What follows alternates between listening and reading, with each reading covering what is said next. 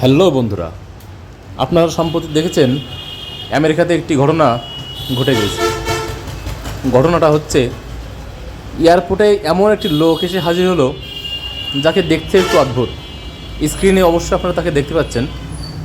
এই লোকটিকে পাসপোর্ট দেখাতে বললে সেই এমন একটি পাসপোর্ট দেখায় যে এই আমেরিকার ইমিগ্রেশন অফিসের লোকজন হতবাক হয়ে যায়। তার পাসপোর্টটা টোরেঞ্জা নামে একটা দেশের পাসপোর্ট, যে দেশটা পৃথিবীর কোনো মানচিত্রে কোথাও নেই। আমেরিকার মতো একটা দেশের লোকজন সেই দেশটাকে খুঁজতে যেয়ে হতভম্ব হয়ে গেছে। পৃথিবীর কোনো দেশের নাম সেটা না। পরে সবাই চিন্তাভাবনা করলো যে এই লোকটা হয়তো অন্য গ্রহ থেকে বা অন্য কোনো পৃথিবী থেকে আমাদের পৃথিবীতে চলে আসছে।